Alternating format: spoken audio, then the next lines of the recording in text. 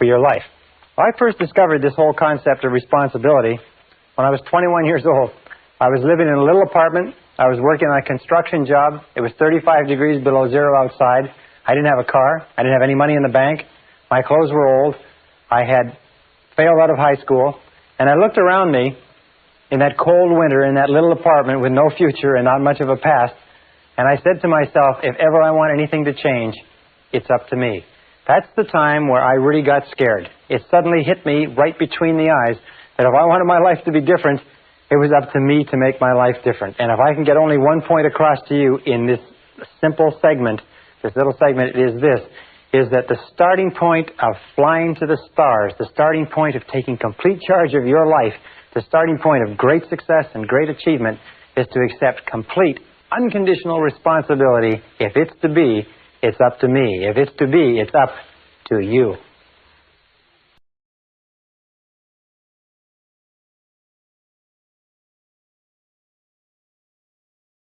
Session 6, Eliminating Negative Emotions.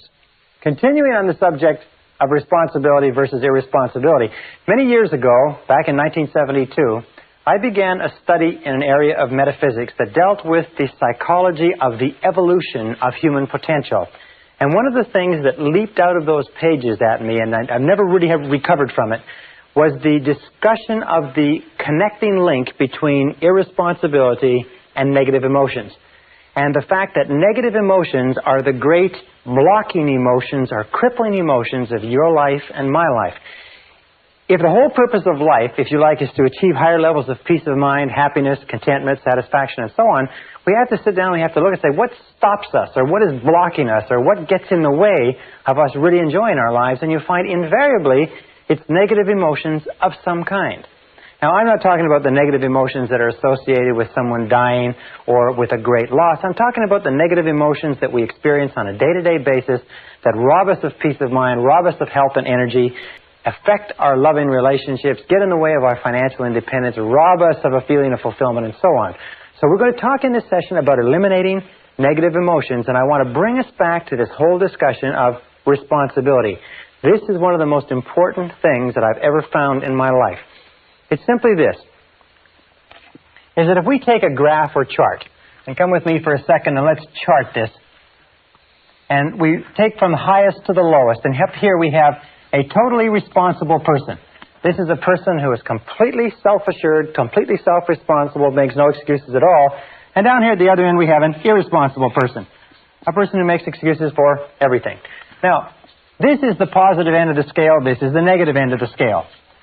Every one of us, you and I, are somewhere on this scale moving up or down with every decision that we take.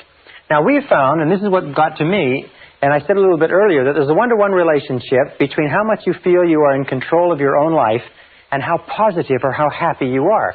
Well, there's a one-to-one relationship between the amount of responsibility you accept and the amount of control you experience in your life. And there's a one-to-one relationship between the amount of responsibility and control you accept and the amount of freedom that you feel that you have. Freedom is the indispensable requirement for happiness. That true success, true happiness in life means being free to live your life your own way as you decide, without anybody else telling you what to do. Living your life as a bird, free as a bird, to do whatever you want. Well, there's a direct relationship between responsibility, control, and freedom, and there's a direct relationship between these three and positive emotions. Now, positive emotions are the great emotions. Positive emotions are those of happiness and love and joy and vitality and energy and exuberance and enthusiasm and excitement and so on. Now, down at the other end, however, we have an attitude of irresponsibility. And what does that lead to? This is what shocked me so much when I first learned it. It leads to a lack of control. Is that to the degree to which we are irresponsible, we lose control. Our inner selves disintegrate and fragment. It also leads to a lack of freedom, because we no longer see ourselves as free agents choosing the direction of our own lives. We see ourselves as pawns, as victims, if you like, of external forces. And a lack of control and freedom leads to negative emotions. When I first began to understand this, I thought, well, yeah, but what about my parents? And what about my childhood? And what about my condition? I didn't have a very good job. And what about my friends? I had crummy friends. And what about my health? And what about the weather? And what about the economy? When I began to realize this, I began to realize that you can put all that aside. If your highest aim, your highest goal is positive emotions of happiness, joy, freedom, enthusiasm, and so on, then you have to stop making excuses. Now, Carl Menninger, the great psychoanalyst, said a very interesting thing some years ago. He said that physical ailments are all different, caused by different bacteria, different viruses, and so on. He said, but mental illness is the same illness, simply spread along a spectrum from the least to the worst. And Thomas Szasz, the psychiatrist, said in his book, The Myth of Mental Illness, that there is no such thing as mental illness. There are merely varying degrees of irresponsibility. So when we say that an irresponsible person is not only negative, we say an irresponsible person is also mentally ill. A totally responsible person is mentally healthy. How does this affect you? Well, I know you want to advance as much as you can in life, or you wouldn't be going through the efforts of taking a program like this. There is a direct relationship between the amount of responsibility you accept for the results of your organization and the amount of power, influence, position, prestige, and status you will have in your work now and in the future. At the top of the graph of responsibility, we have people who accept total responsibility, and power and opportunity gravitates toward them. Down at the other end, we have no power or powerlessness, until you reach the extreme example of a person who's totally irresponsible, completely out of control, who has to be constrained in a straitjacket and locked up in a padded room for their own safety and for the safety of others. Completely powerless, completely without control or freedom. Now, every time we make a decision to be self-responsible, we move up on this graph. Every time we make a decision to make excuses, we move down on this graph. So let's take it a little bit further, and let's talk about the relationship between negative emotions and irresponsibility so that you understand it perfectly clearly. And a perfect example is this. Imagine here is a tree. All right? Here's a tree, and here is the bushes. This is what is called the negative emotion tree. In the negative emotion tree grows the predominant negative emotions: fear, doubt. Many people have considered that self-doubt is the most destructive of all negative emotion, holds you back more than you can imagine. Also, hate is a negative emotion. Then there's envy. There's resentment.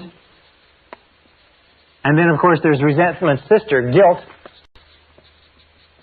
These are all the big negative emotions. These are the ones that have led the hit parade for years. There's about 54 different negative emotions, but these are the top one. And if you take these negative emotions and you boil them all down, and you can put in your own favorite, by the way. Everybody has their own favorite negative emotion. Jealousy could be yours. Self-pity is a good, strong one. It's doing well. But if you boil it down, you find that all negative emotions eventually boil down to anger. Either inwardly expressed, that is where you make yourself sick, or outwardly expressed, that is where you make other people sick. And this negative emotion tree, if we just take a look at its structure, we find the negative emotion tree has a root system. Now, the root system is where the nutrients come from that keep the negative emotion growing and keep the fruit of the negative emotion growing and blossoming. We look at the root system, we say, what are the nutrients? What keeps negative emotions going? What are the fertilizer? What is it that you heap on the fire, if you like, or put into the ground? And we find that there's two things essential to keep negative emotions alive. The first is justification. Justification. That's merely telling yourself and anybody else who will listen why you are justified in having this emotion. And the other is what we call identification. Identification means taking things personally. That's why, of course, they suggest that a person who acts as their own lawyer has a fool for a client. Probably a person who acts as their own doctor has a fool for a patient, too. Because we become so personally identified with our own situation, and so do you, we take it so personally that we get all emotionally involved and wrapped up in it. So we find that it's not possible for you to be negative about anything for very long unless you can justify or have a reason for it and explain it to other people, or unless you can identify and take it personally. For instance, if somebody comes in from the parking lot and says they just ran into a car in the parking lot, doesn't bother you at all, because you don't identify with it. Now, if they said they just ran into a car in the parking lot and it's your car in the parking lot and the person's gone, now you can become extremely upset. Remember this, however, that we always choose these responses. I'll come back to this in a second. So how do we get rid of justification? How do we starve the root system of the negative emotion tree? The way that we get rid of justification is by becoming non-judgmental. In the Bible it says, "Judge not that ye be not judged." And since the Bible is, amongst many other things, a book of philosophy and metaphysics and how to live, being non-judgmental means that you just refrain from judging. Hold back from judging. Instead of casting a judgment that somebody is guilty of something, somebody has done something, just remain open and neutral. Just remaining neutral, and that's the key, stops the negative emotion from getting going. One of the things that we know about negative emotions, and I've studied them for years, is that negative emotions start off like a spark. And as they are fed, as we dwell upon them, as we justify them, as we become judgmental about the situation, they start to grow and grow and grow until they absolutely consume our minds. Now, with regard to identification, which is taking things personally, what we do is what is called, we disidentify. We objectify, or we again remain neutral. We try to keep it at arm's length. We say there is a problem, but I am not the problem. There is a difficulty, but the difficulty is not me, and we keep it at arm's length.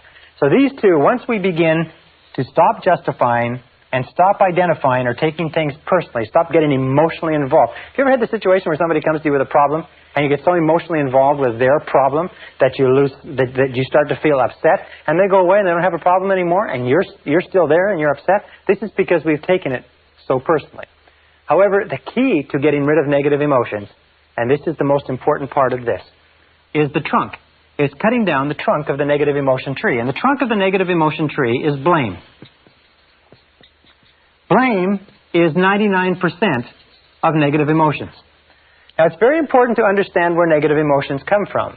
Negative emotions come from inside you. Negative emotions are not contained in external situations. Negative emotions are not caused by other people or other situations. Negative emotions are caused by your response to other situations. Perfect example. Two people meet the same situation, a traffic jam, a rude waiter, whatever it happens to be, and one person gets all upset and uptight and angry, the other person lets it go off their back. Another example.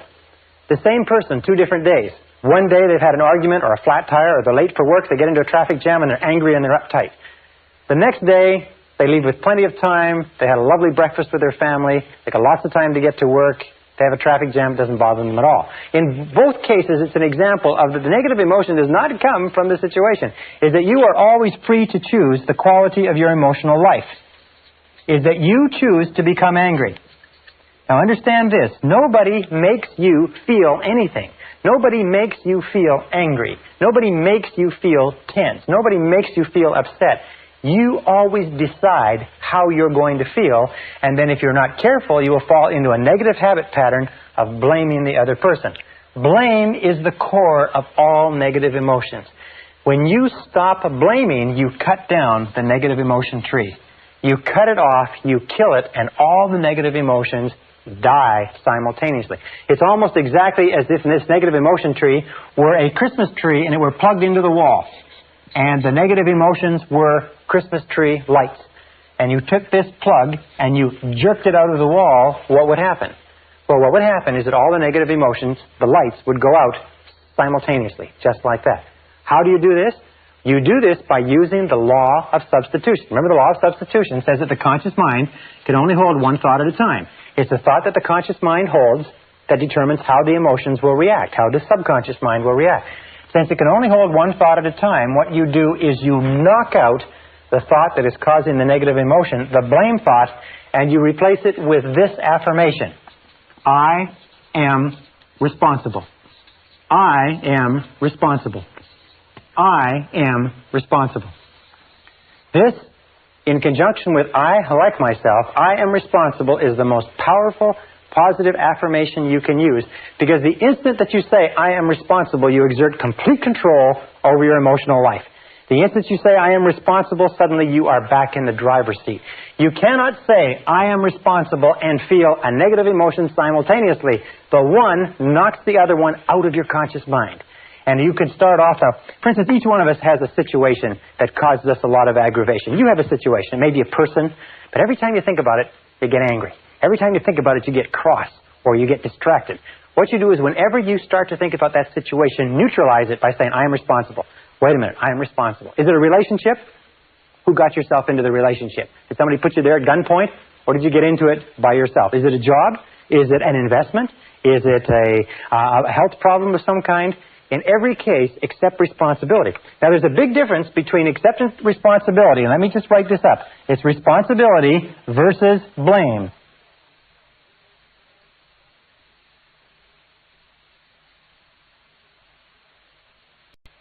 Responsibility versus blame. What is blame? Blame always looks backward toward the past. Blame looks toward the past, toward what cannot be done, toward what can't be changed. Responsibility always looks to the future. So people say, well, when you accept responsibility, isn't it the same as saying you're to blame? No. It's the same as saying that you are in charge of the quality of your thinking from this moment onward. So let us say that you come out to the parking lot and somebody's run into your car. Now, you have two choices. You can become angry and upset and run around and scream and shout, or you can act in a responsible manner. You can do everything possible to trace the culprit, and other than that, you can live with it maturely. So responsibility always looks to the future. Responsibility always asks this question when faced with a problem. What can we do? Not who did it, but what can we do from here? Where do we go from here? What can we do? This is the question of the responsible person. We don't cry over spilt milk. We just say, all right, what's the solution? And we get on with the game. The irresponsible person always says, who did it? And is obsessed with finding out who did it and then taking whatever blame there is and apportioning it so that everybody gets their fair share of the blame, which of course does nothing to resolve the difficulty. So the key to cutting down the negative emotion tree is using the axe and eliminating blaming. The day that you begin to eliminate blaming from your life is the day that your life starts to take off. Because the day that you start to eliminate blaming and negative emotions, suddenly most of the problems, most of the things that stand between you and the happiness you desire vanish. Why am I making such an emphasis on negative emotions? Well, let me make that clear for just a second. What I found, and this is what was staggering to me, because I've always been committed to realizing my potential as a human being, is that you cannot advance in life except to the degree to which you get rid of your negative emotions. You cannot make any progress. You cannot go any further than where you are right this minute except to the degree to which you leave your negative emotions behind. Now, by the way, with regard to the negative emotion that you have that's associated with another person or situation, it's difficult to accept responsibility. It's difficult to say, I am responsible initially, because you've been blaming that person for so long. So sometimes you have to say it with gritted teeth. You have to say, wait a minute, I am responsible. I am responsible. But the more you repeat this, I am responsible, I am responsible, I am responsible, it comes easier and easier. Eventually it gets to the point where as soon as you think of that person or situation, you can neutralize the thought by the law of substitution by saying, wait a minute, I am responsible. I am responsible. There's a beautiful line that you can use also in dealing with difficult people that goes back to self-esteem, and it also has to do with eliminating negative emotions, is say something like this: no matter what you say or do, I'm still a valuable and worthwhile person. Or, no matter what happens, I am still a valuable and worthwhile person. Or, no matter how this situation turns out, I am still a valuable and worthwhile person. The natural course of life is this. Here's the road of life. And when we're children, we start off with no negative emotions. All negative emotions, by the way, have to be taught to a child. They have to be taught, and the child has to learn them from their parents. Have you ever seen a negative baby? There's no such thing as a negative baby. Babies just laugh, and they're happy, and they cry when they have needs, but babies are not negative. But as we grow up, we watch the people around us, and we begin to develop our own negative emotions, which we carry in a sack on our back. As we become teenagers, this sack grows big enough to the point where we can even go to slumber parties, or we can get together with our buddies, and we can talk about how terrible our childhood has been, how rotten our parents are, how rotten our siblings, teachers, and everything else are. Now, when we become adults, what is the mark of adulthood in our society? The mark of adulthood is that you have a great gunny sack full of negative emotions because you have suffered. And what happens is you spend most of your time when you're with other people letting down your guards and telling them about how much you've suffered. what you do is you use exchanges of negative emotions as the basis for your relationships. You say, look, I'll show you my negative emotions if you'll show me yours. Remember, like we used to do as kids? And what you do is you get together like a couple of traders in an Arab bazaar and you display your negative emotions. You say, oh, look at this rotten childhood I had. And look at this terrible relationship. And look at how crummy my boss is and how rotten this is and so on. And you exchange them back and forth. Now, what happens when you talk about and think about your negative emotions? Remember the law of concentration? Whatever you dwell upon grows. Whatever you dwell upon grows and gains strength and stays alive. Negative emotions, by the way, and this is another thing that I learned in the study, is negative emotions are very fragile and ephemeral things. Is that if you don't keep them alive through constant talking, through constant cultivation, you know what happens? They die on you. Yes, you see, negative emotions just die. It's like a fire. If it falls where there's nothing, or a spark, if it falls where there's nothing to burn, it goes out. Negative emotions, unless you talk about them and keep them going, unless you dwell on them all the time, they die on you. You ever had an experience where you're really worried about something, you're really upset about something, and it's preoccupying all of your time, and then you get to work or you get home and you get so busy doing something else that for about 3 or 4 hours, you don't have time to think of anything else. And about 3 or 4 hours, you stop and say, geez, I haven't worried about that for a long time. I've got to get back to worrying about it because what's happening, it's going out. It's like a fire that's going out. So you've got to get back to it. You've got to think about it and talk about it and worry about it and hassle it to get it back up to the point where it's preoccupying your whole mind. How many times does that happen? Well, what the mature adult does is the mature adult leaves their negative emotions by the side of the road and gets on with the rest of their life. They get on with the rest of their life. They leave them there instead of dragging them along. They leave them like a big pile of garbage at a garbage strike. They just leave it there. And when people say, how are things going? You say, wonderful. You say, how's life? You say, terrific. You say, how's your relationships? Couldn't be better. How is your health? How are you feeling? I feel great. In other words, don't talk about negative things, because when you talk about negative things, you actually increase them and you draw more of them into your life. Look at the people that you know who have problems. You notice the people that you know who have problems all the time, never seem to solve their problems?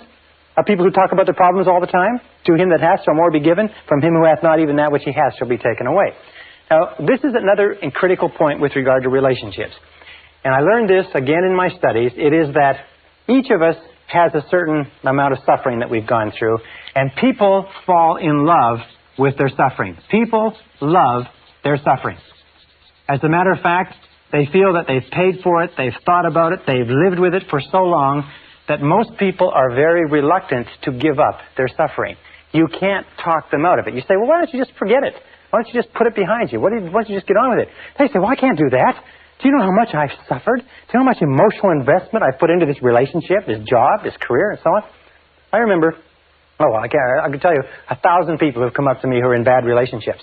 And they say, well, I've been in this relationship or in this marriage now for several years, and I'm miserable, I'm unhappy, we don't like each other, it's going nowhere. I say, why don't you do something about it? But after all these years?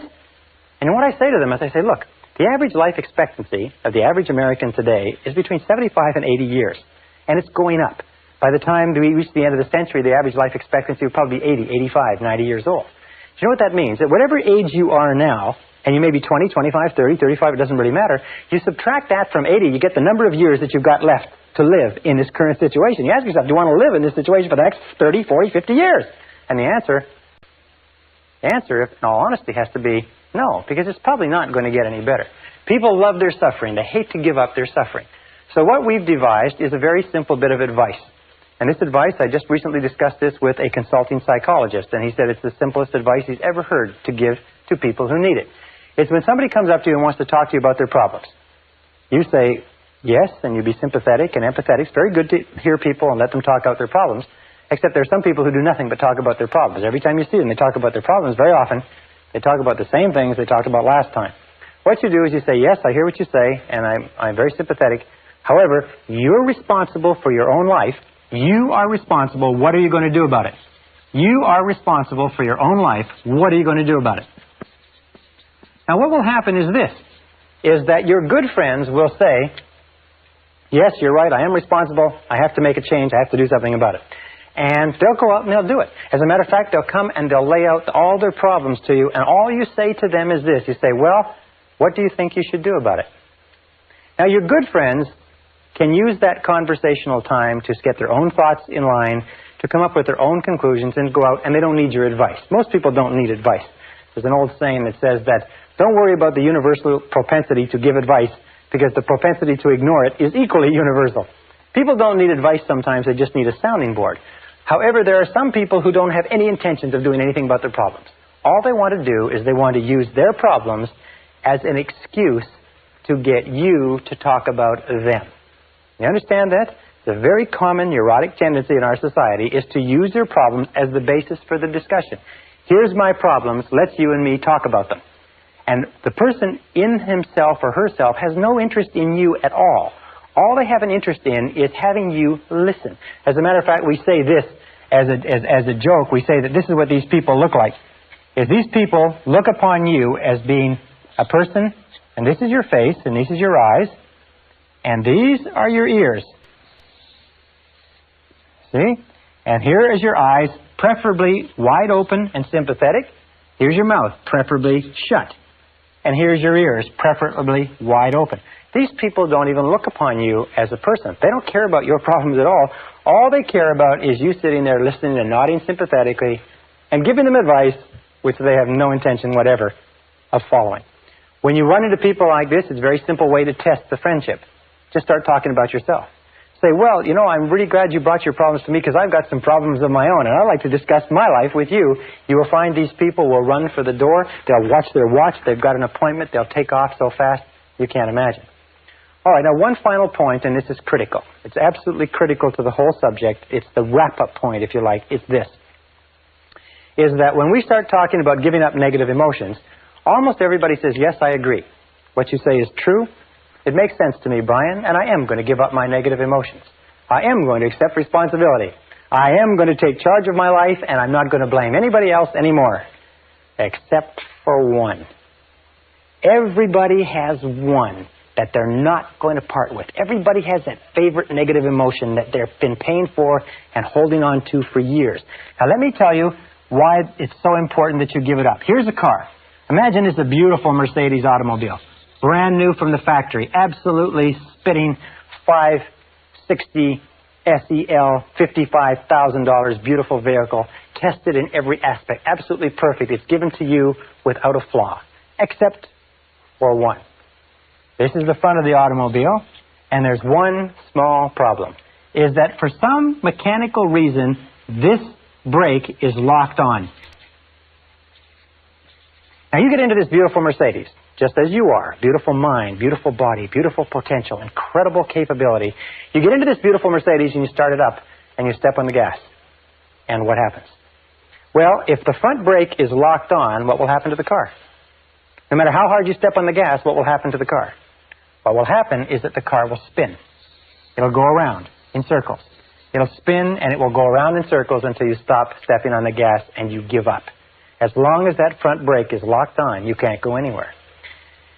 What I found was this, is that the existence of just one negative emotion that you will not let go of for whatever reason, and the reason is always an ego reason, the reason is always has to do with your own ego, will cause you to stay in the same place and spin your wheels and go in circles for the rest of your life. That you all know people who are talented, who have opportunities, good educations, and so on and so forth, and their life just goes around in circles. They just seem to be spinning. They've got everything going for them, and they just continually have problems. Why is it? Almost invariably, and this is what all psychoanalysis does, all psychotherapy, is they've got one negative emotion locked on, and the negative emotion they have locked on is blame. There is somebody that they are still blaming for something. There's somebody that they are not going to let off the hook because that son of a gun did something to them. You know what I'm talking about? You know what I'm talking about, because we're all in the same boat. We're all human beings. The reason this makes sense to you and I is because we do have a tendency to fall in love with our suffering. We do have a tendency to gunny sack and to think that part of our humanity is all these negative emotions. We do have a tendency to see that other people are responsible. Other people have hurt us. They did cost us money. They did hurt us in a relationship. But the key to peak performance, the key to happiness, the key to success is to use the law of substitution and knock those negative emotions out of the box. By the very first time you think of anything that causes you any stress, you say, I am responsible. Wait a minute, I am responsible. I am responsible. I am responsible. I like myself and I am responsible. I like myself and I am responsible. And nothing outside of me is going to disrupt my peace of mind. I am in charge of my emotional life. I am responsible. You are responsible.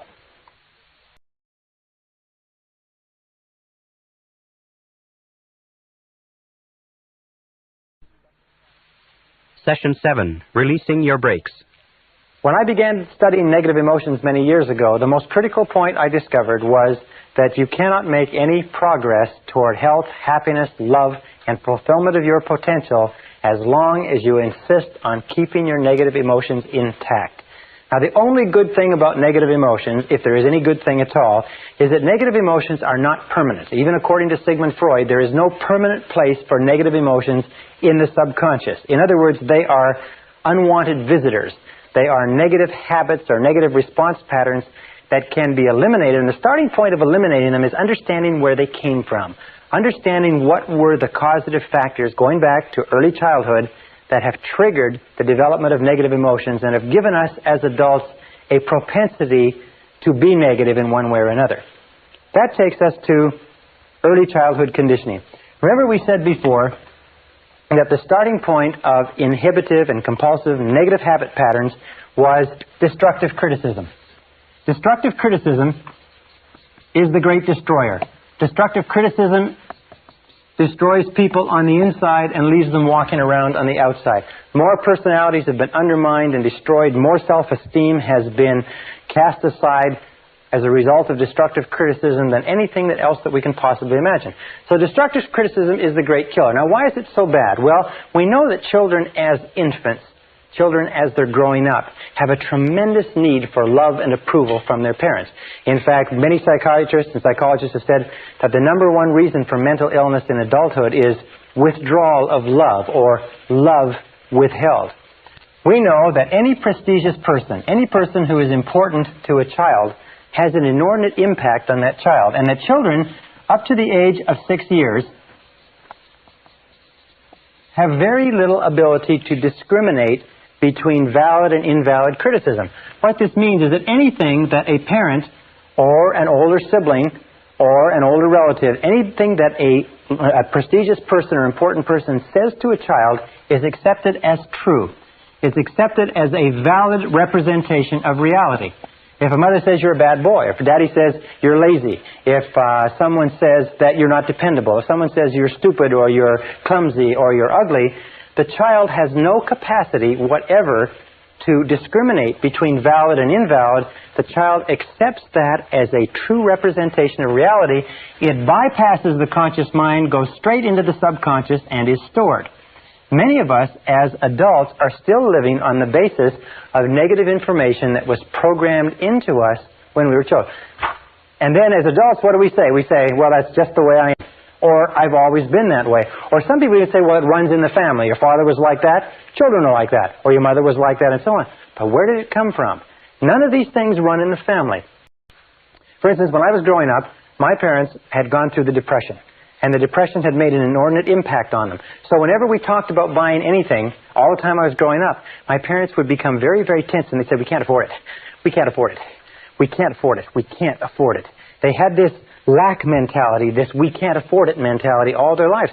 And I grew up, so even though I've never experienced the Depression, and you've never experienced the Depression in most cases, 10, 20, 30, 40 years later, we're still saying, I can't afford it. I can't afford it. I can't afford it. We're still going on the basis of those critical remarks, those emotionalized remarks that our parents said. Maybe your parents said, as my father told me over and over again, you never finish anything you start. You never finish anything you start. You never finish anything you start. Or you're lazy. You never finish anything you start. You know, when I was an adult, I had a terrible time finishing things that I started. As I would get close to the end of a task, I would actually begin to seize up and look for every single excuse to procrastinate and delay. Now, the second factor that predisposes us to negative emotions is lack of love. We know that children's personalities develop to the degree to which they receive a high quality and a high quantity of love from their parents. There's a one-to-one relationship between the amount of love, the quality and quantity of love, and healthy personality. That love withdrawn or deprivation of love is the key cause of unhappiness, negativity, and mental illness in adulthood. Now, in order for a child to feel truly loved, the child must have high self-concept parents, and most of us, unfortunately, had parents that were the victims of their parents and the victims of their parents. What one of the writers says, everybody is a victim of a victim. We are all victims of victims. In other words, parents meant to raise us the best way they could, but they were victims of victims themselves. Now, in order for a child to feel fully loved, 3 conditions have to exist. Number 1 condition is that parents must love themselves. Parents must love themselves. Remember, you can never give any more love to others than you have for yourself.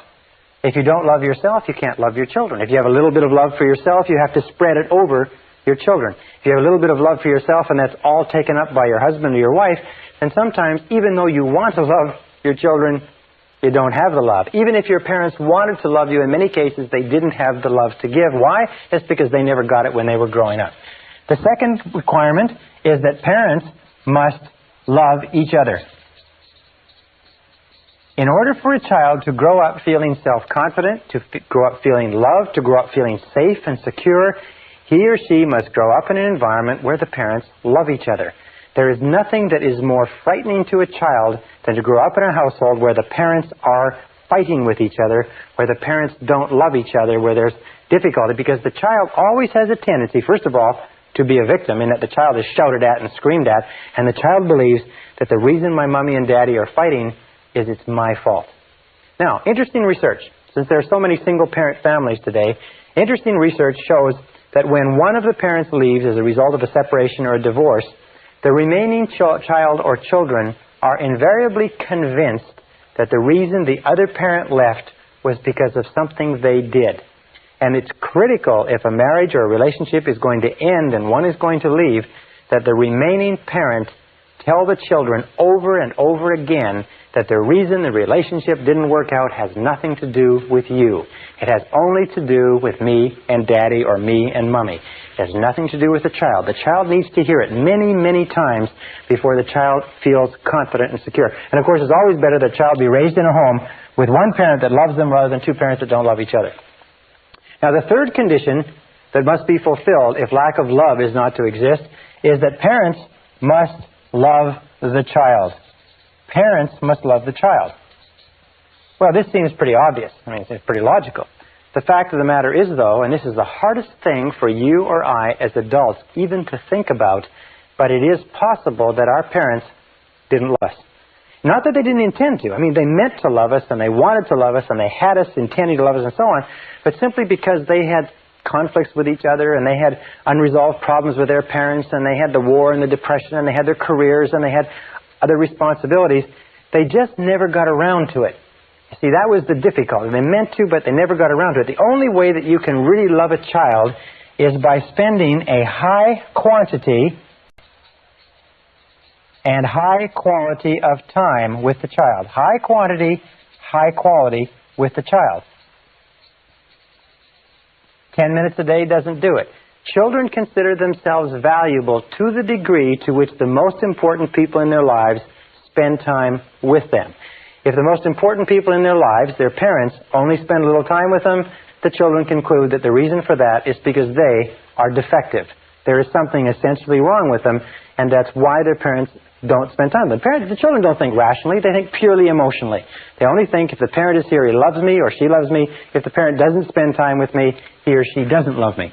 So if any one of those 3 conditions or more existed when you were growing up, the parents didn't love themselves, the parents didn't love each other, or maybe the parents didn't love you because they never got around to it, although they meant to, then you will have grown up in conjunction with destructive criticism with what is called guilt.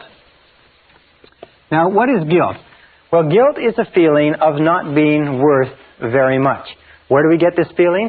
Well, when we're continually criticized by the important people in our lives, and simultaneously we are not given the amount of love that we need, we feel that we're not worth very much. We feel that we are worth less. And a feeling of guilt leads to a feeling of worthlessness. Worthlessness. And guilt, the feeling of worthlessness, is the underlying fundamental problem of the 20th century. It is the main source of mental illness. It is the main source of problems in relationships. It's the main source of psychosomatic illness. It is the main source of most of the problems that beset our society, is this deep down feeling of guilt and worthlessness, which is expressed or unexpressed in the thought or the attitude, I'm not good enough. I'm not good enough. I'm not good enough. You know, we talked about self-esteem and how important it was. Self-esteem means I like myself. I like myself. I like myself. I like myself. People who've been raised with destructive criticism and lack of life not only don't like themselves, they don't feel that they're good enough for anybody or anything, and in many cases, they are plagued by self-hatred. They hate themselves. Self-hatred or self-condemnation. And you will see this will come out in their conversation, and it will come out in their relationships with other people.